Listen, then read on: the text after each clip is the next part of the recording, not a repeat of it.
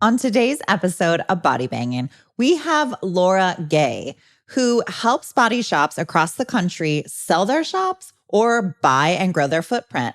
She was already on the podcast in episode 12, but she's back on today because so much has happened just in the last few months. The environment has changed. If you're even thinking about selling or buying your shop, or you just kind of want to know what's coming down the pipe for consolidation, you're going to want to listen to today's episode of Body Bangin'. Welcome to Body Bangin', your podcast for all things body. Auto body, that is. And now, introducing Body Bangin's host, Mickey Woods of Mickey Woods Marketing. Mickey is a former auto collision center owner and is now a marketing and business development expert to shops across the globe.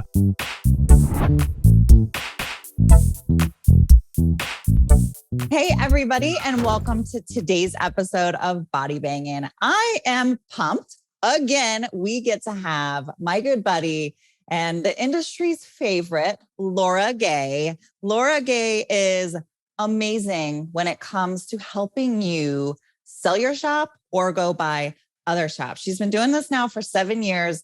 If you love what you hear, you can go back. She was on episode number 12 with us, and it was a super popular podcast. So I wanted to have her back on today to talk about some new things that are going on. So I'm really excited, Laura, to kind of get into this deeper and then talk about some of the craziness we have going on in our world as it sits right now. I am too. I'm excited to share with you the updates and the interesting things and the dynamics that are going on in the world of consolidation with you guys today. Yeah, absolutely. And it wasn't even that long ago that we talked, and things have changed so quickly that Laura and I talked about it. And we thought, let's get this information out to these guys and gals because things are getting a little crazy. So we're going to start out the show talking a little bit about something that everybody seems to be talking about right now, is this new Biden reform that we will see really hit us in 2022. So Laura, I'm sure you're hearing about this. You know a lot about it. So share with us a little bit about it and how it's going to affect so many shop owners. Yeah, for sure. So most sales, when a shop owner sells their collision center, the sale is an asset sale. And typically, it's always obviously going to be taxed in some aspect, but obviously the rates and the way that it is taxed or allocated and what the taxing that it falls under can significantly impact the net amount that the shop owner is going to end up with. Yeah. Well, right now, the taxing is pretty favorable. And it's a really good time for the shop owner to sell because the taxing rates are just fantastic. If tax can be fantastic. I don't know. But it is a great time right now. Unfortunately, as I think we all know, Biden has been proposing some significant tax impacts. And we really don't know what they are. I mean, we've heard tons of forecasting. I've talked to my accountant about it, a half a dozen times. I'm constantly reading articles and different things. Mm-hmm. And so we really don't know what's going to happen. And in my mind, I want to believe that we have so many other things that are more important and more pressing right now, such as COVID and managing that and what's going on in the Middle East. And there just seems like there's a lot more pressing things that deserve more focus and that maybe this tax reform might get on back burner. But I was watching the news last night and it seems like it's just as much on the front burner as it was 6 months ago. Mm-hmm. So I definitely think it's imminent. I don't know how imminent it is. And but from what I'm understanding is the capital gains rate is probably going to go up 5%, maybe as much as 8% higher. Wow. And that's pretty significant. So, I mean, if you think about a $1 million deal, I mean, that's a significant amount to affect your net return. Yeah. So it's definitely driving a lot of people to get these deals done to hopefully get ahead of it. So that's a big part of it. And then on top of that, on the very high earners, they're going to have, or they're proposing anyway, a tax of 3% additional It's kind of like a Medicare, what they call it, a Medicare surcharge is what they called it. And this is for what they call the high earners, but basically it would be, I think it would apply to these deals because, I mean, if you think about $1 million deal, that's a pretty high, high dollar amount. Yeah. So I think that that's going to be, so you figure if it's going to go up, 5 to 8%, and then you've got another 3% on top of that, I mean, that's quite a change. Yeah. So do you see a lot of shops watching? I'm sure they're, we hear about it. So we know they're watching the news, they're hearing about it, they're concerned about it. So I would imagine that there are a lot of shop owners that if they're thinking about doing a deal, they're wanting to do it now rather than wait, because clearly the tax implication is going to be higher. We don't know exactly what that's going to be, but they want to keep as much money as they can. So are you seeing people acting now more quickly than previously? I will tell you that in the last 90 days or maybe 120 days, it has just absolutely got wild. My phone rings constantly. I'm working 14 hours a day, 5 days a week. I'm working on the weekends, as is the consolidators. I mean, there's just not enough hours in the day. We're just trying ways and finding ways to be more efficient to get things done. It's just incredible the amount of shop owners that are looking to sell.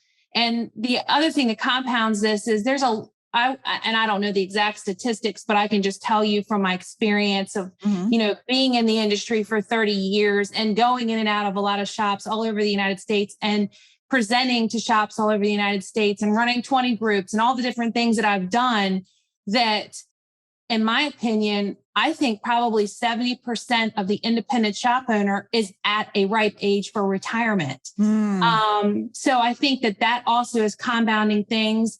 And I think also COVID's really got people thinking about what's important in life. I know of 7 people that I personally know that have passed away in the last 5 weeks from COVID. Wow. And all of them under 50 years old. I mean, that's pretty scary, So I think that people are really readjusting their focus on life and what's important. And then on compounding that is just how difficult it is to get to do business anymore. The insurance companies are just, with all their virtual stuff and delays, all that does is cost the shop owner money for every day that they don't get that car, across the curb. Right. I think it's all these different things that are driving it. And then another big thing is we're seeing on a lot of deals, historic sales dollars. So I think that's a big part of it as well.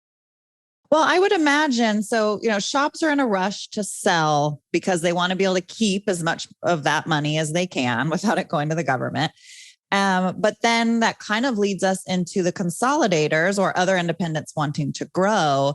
It's making them, I would assume, be more aggressive. Like, hey, I want to grab up these deals while I can. So do we see just craziness going on of, like you said, record-breaking numbers? So where are they at? Are they offering typically more money than we were seeing before, less? Are they all over the board with it?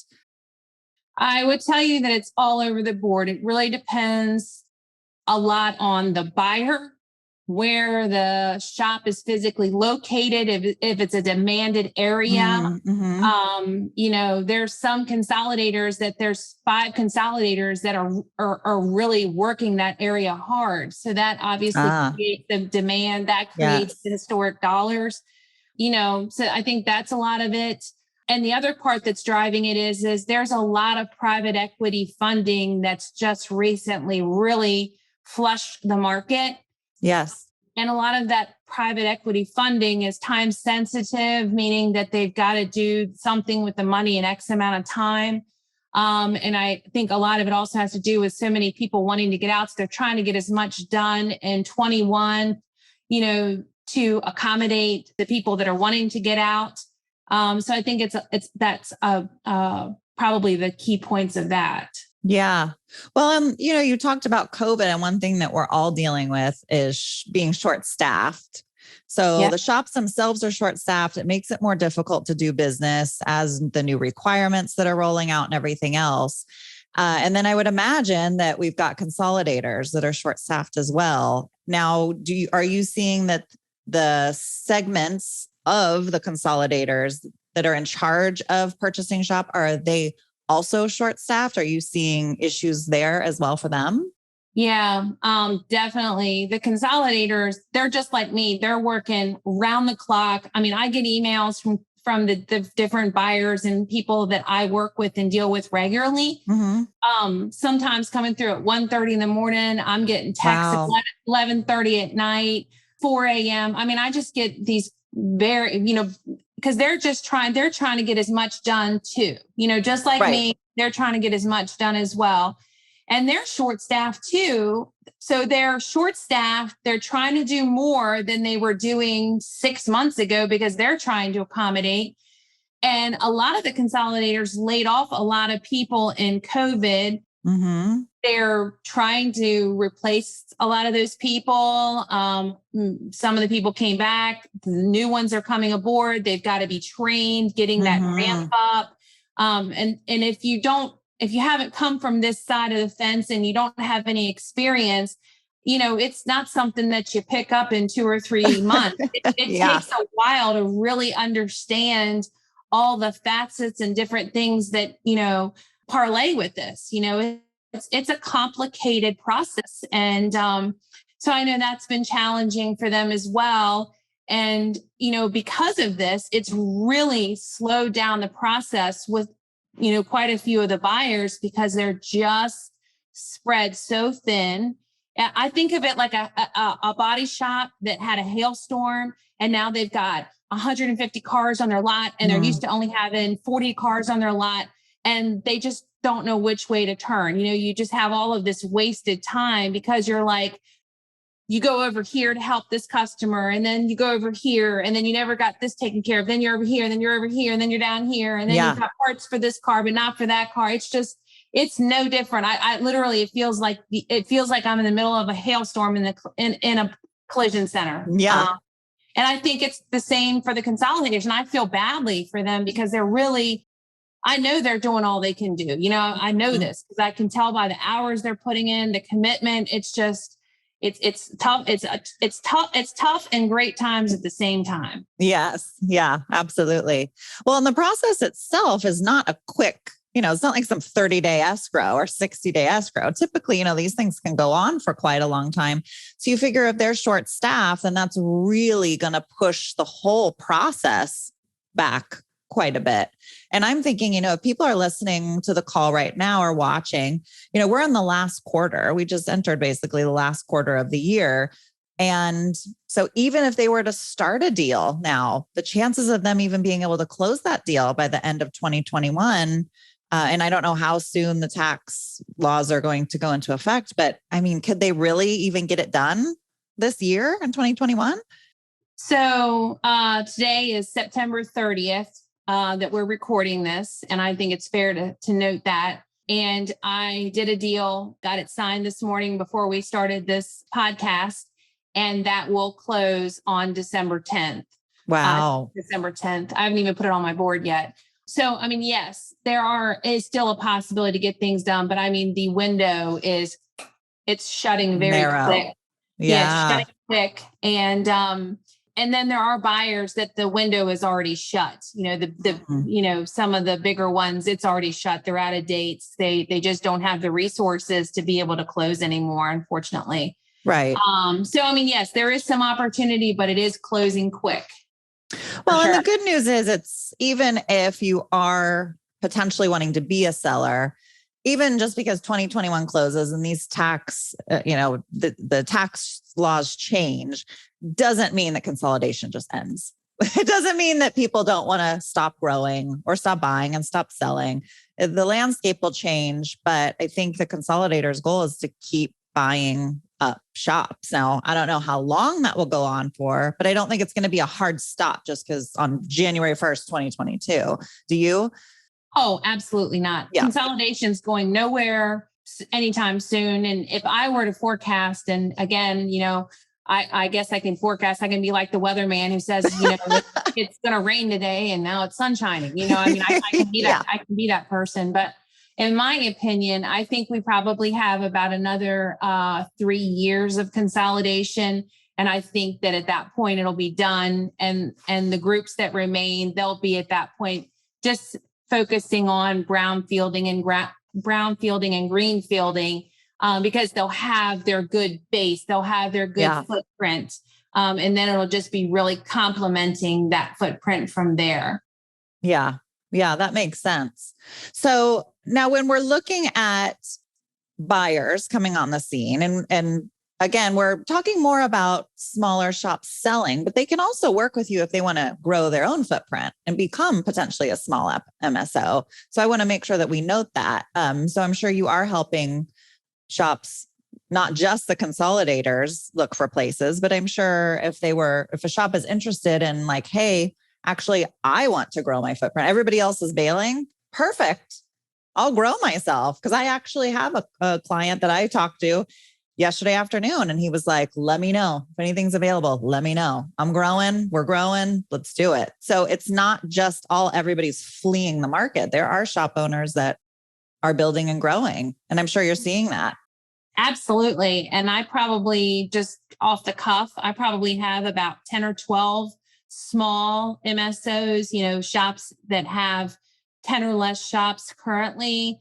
And some may only have 3, but they're looking to grow, that I definitely also assist. And I have knowledge of what they're looking for. And when it comes across, I bring it to them. In fact, I had one of them that I helped yesterday. I had one come across my desk that fit them.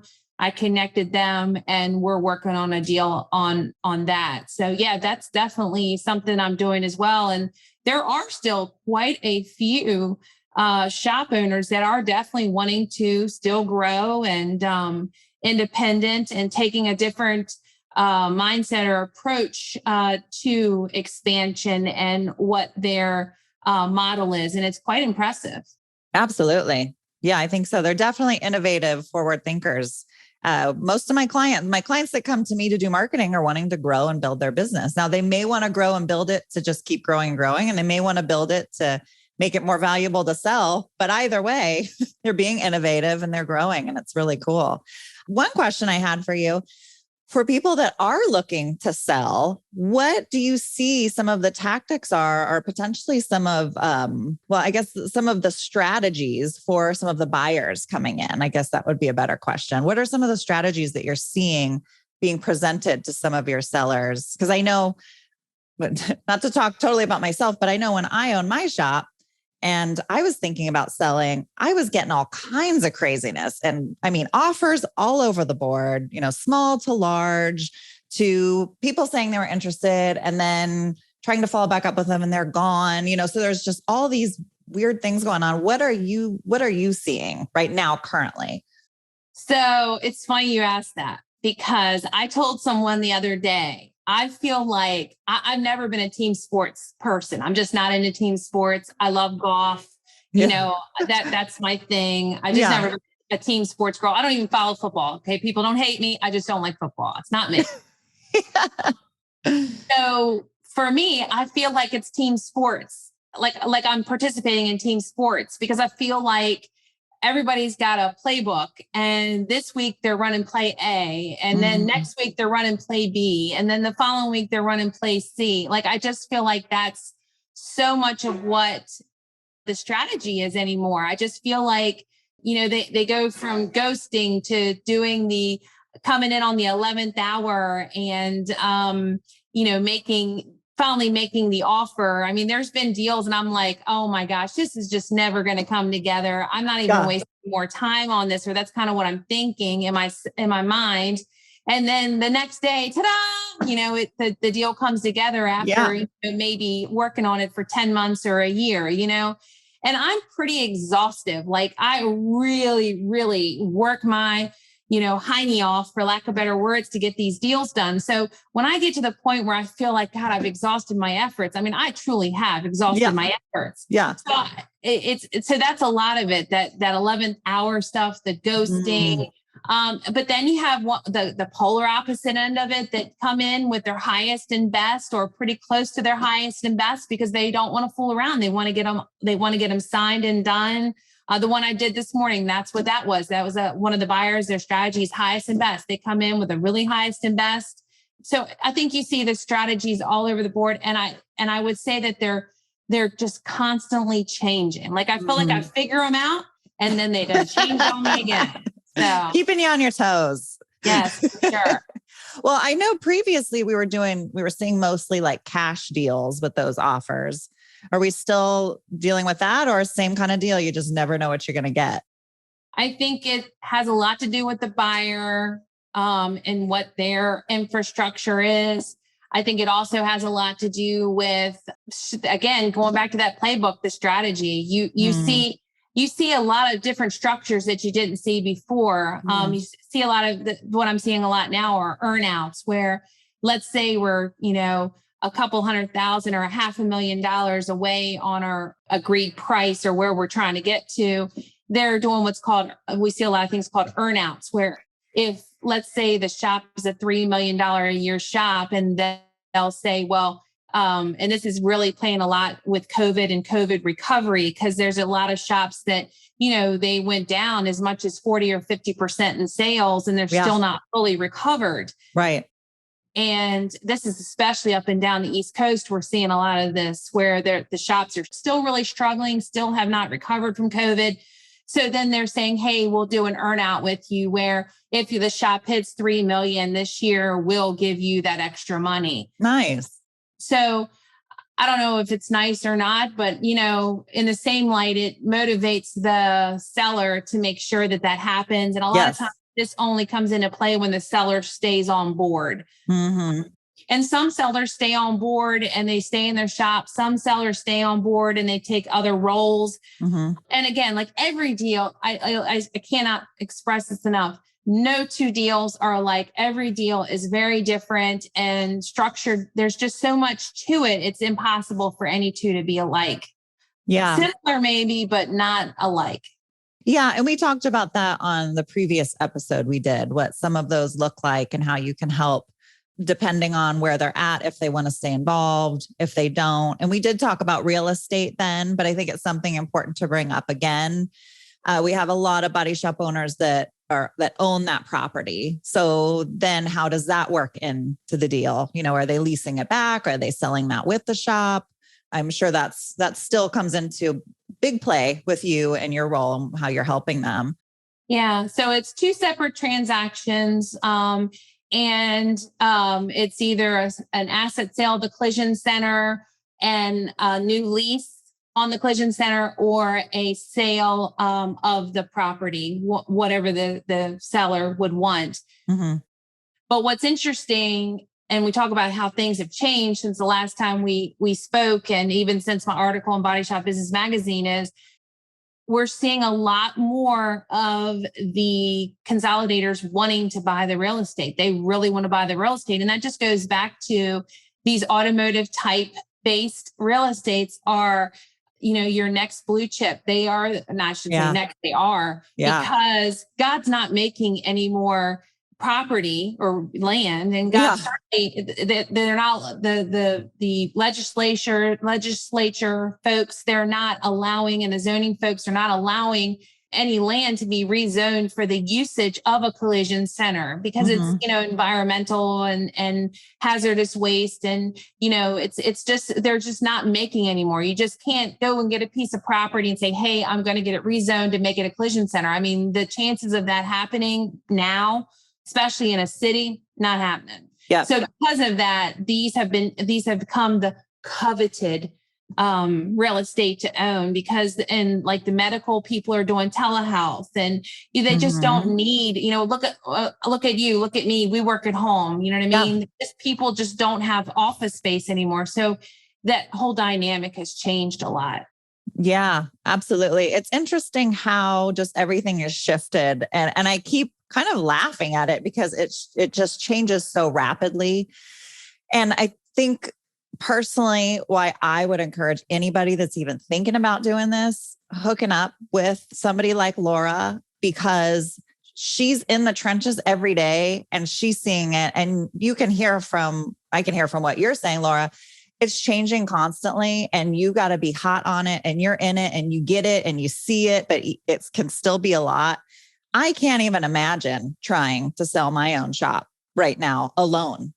trying to figure it out by myself with just my accountant or, some finance guy who doesn't know the industry. Are you kidding me? It's just where we're at today. I really feel like, especially now, you need specialized help for what you're about to go do. And even when you're buying, because all the little bits and pieces. And, I've read several of your testimonials that you've had from past clients. They're amazing.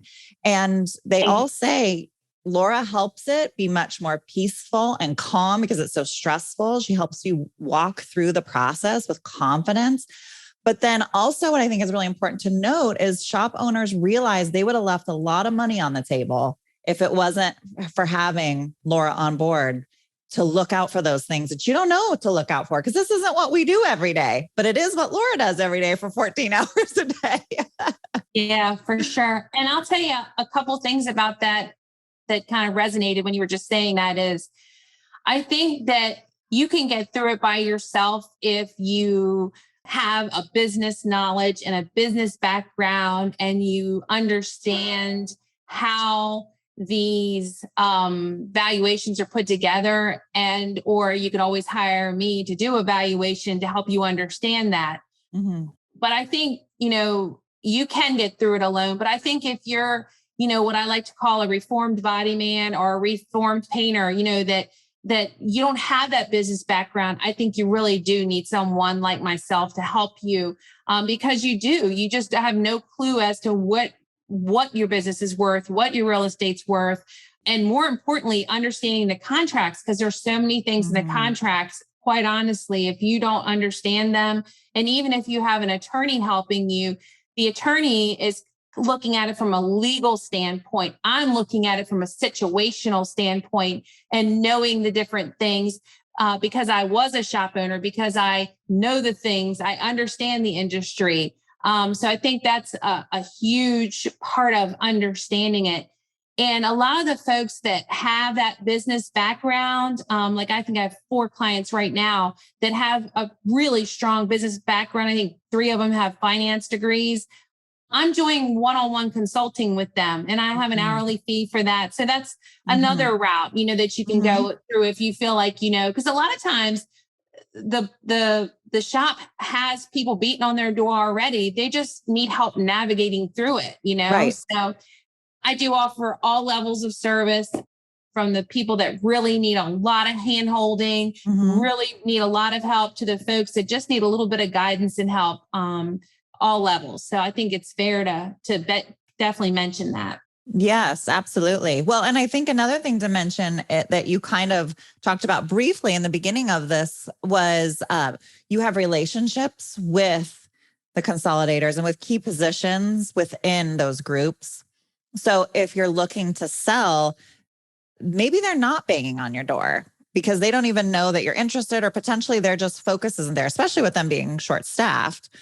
But potentially talking with Laura, she has the connections there and can let you know if she can find somebody that would be interested in purchasing it. I think that's something to note also. And that's a good point. And the other thing is that obviously I don't know everything, but the consolidators do share with me, hey, we're looking for this, we're looking for that. Do you have anything here? And they're constantly updating me. And I keep a database of what they're looking for, and I'm constantly referring to it. So because of that, I kind of know what's going on. And then I also know, hey, once they build on this, the next thing they're looking for is this. And once they build on that, then I know that they're looking for this. So sometimes there may not be an interest right now, but there will be an interest, or they will be ready for you in 12 months or 18 months or 24 months.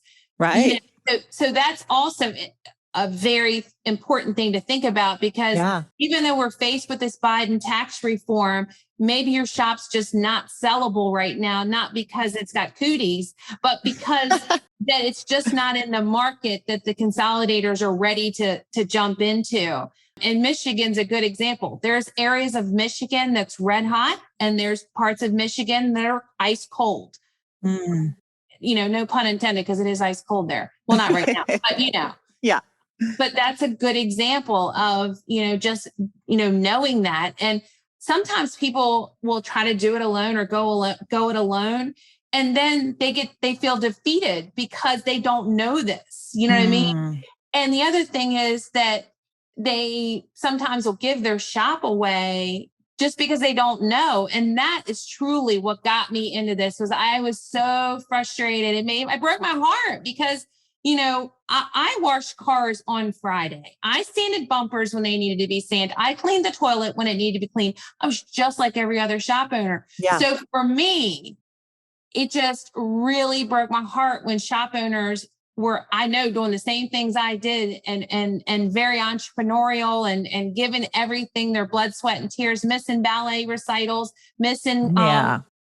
golf tournaments. I missed tons of my son's golf tournaments, and then to see them give the shop away, that is why I do what I do. I couldn't watch it anymore. Yeah. Yeah, absolutely. Well, that's part of why I love you so much, Laura, is you really do this from your heart to help shop owners, having been a shop owner.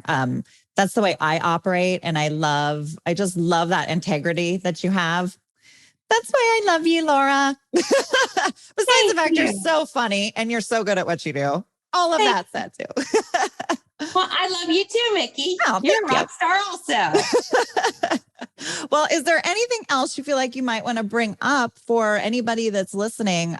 I think one thing I do want to say though, before we go, is even if you're a shop owner listening and even just thinking about it, like, is my shop sellable? What could I possibly get? Because maybe down the road you do want to sell. So maybe a good conversation, you can start out with a free consultation with Laura, and all of that information will be in the show notes. So feel free to check that out.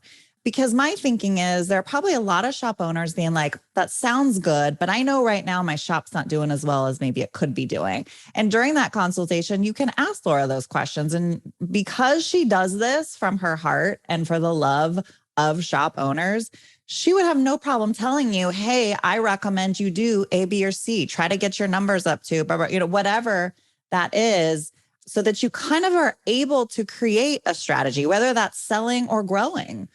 I think it would be a great thing for them to do, just to kind of have a quick little touch base with you, I think, personally. And I will tell you, probably 50% of the people that call me and then I chat with, that's exactly what happens. We have a conversation. Maybe the timing's not right. Maybe their sales are off. Maybe they need to do some building improvements. Mm. Maybe they're non-DRP and they really need to focus on maybe getting some DRPs in there because that's really going to improve their value. Who knows? It's all sorts of different things. Maybe it's just timing. Maybe they're in Michigan. Maybe we need to wait 12 months, for it to kind of circle around to their market. Mm-hmm. I think that, those are things that I can help you understand. And yes, it is free. I do a free initial consultation, spend as much time as you need. And that's a lot of the reason that I work so many hours, because literally I probably do about 4 consultations minimum a day, probably. Oh, wow. Yeah. And they take about an hour of my time each Right. one, because you don't want to rush through it. You want to make sure they understand and answer all the questions. And Yeah. usually there's some follow-up communication. So quite honestly, that's a lot of my day, is talking with folks. And the other thing is I just love getting to know people and talk to people and network. Even if you don't want to sell and you're just trying to get some information, I have no problem in taking some time out to chat with anybody, even if it's just a quick question. Yeah. Yeah. I love that. I know I have people that call me all the time too. And it's just to kind of chit chat. Hey, what do you think I should do with my marketing? They don't even hire me, or maybe later down the road they do, but it's just really to help really. Yeah. And so I totally appreciate that. Well, I feel like we covered a lot, but really important things. I think everybody listening is going to have a few like really great takeaways. Is there anything else you wanted to add that we didn't get a chance to touch on? Honestly, I think we really did a good job covering all the latest updates. I really don't have anything to add other than, feel free to call me. I think Mickey's going to provide my contact information. Am I correct? Yes. Feel free to call me, email me, text me, whatever works. Mm-hmm. Pretty easy to get along with.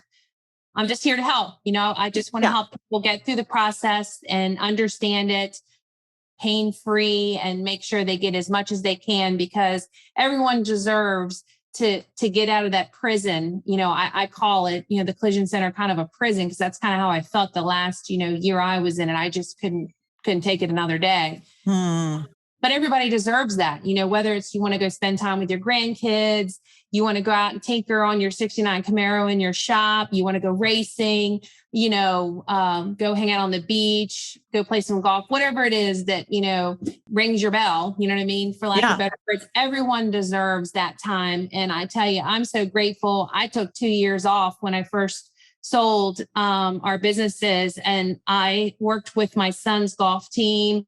I played golf every single day of my life for the first 2 years. Actually, maybe a little bit longer, because we would always play at 3:00 when he got home. And but it was great, and I'm so grateful for those years and that time. And I think that would probably be what I would just say, to really think about life and how you've worked hard and you deserve to reap the benefits of everything you've given everyone else, and really think, is it the time? Because if you're really thinking, it probably is the time. I don't think the grass is going to get any greener. Good point. All right. Well, everybody, Laura's information is in the show notes. Please get a hold of her, touch base with her. I know she can bring value to you, even if it's just to ask her a few questions. Thank you, Laura, for coming on again. Yep. Thank you. And I really appreciate you having me, Mickey, truly. Yes. Mickey is a very good friend of mine. She helps me a lot with my marketing, and I'm very, very grateful that Mickey and I have made a friendship, a personal connection, truly treasured friend. Thank you. Oh, thank you. I feel the same. Thanks, Laura. Yep. Thank you, everybody, for listening to this episode of Body Bangin'. Bye. Bye. If you enjoyed today's show, make sure you hit the subscribe button. We have some incredible topics and guests coming your way you will not want to miss. If you are watching on YouTube and don't want to miss the latest and greatest, you'll want to hit the bell after subscribing, so you will get a pop-up each time a video podcast goes live. To our devoted fans, would you mind paying it forward and sharing this little gem with someone else you think may benefit from it? Much love from all of us here at Body Bangin', all things auto body.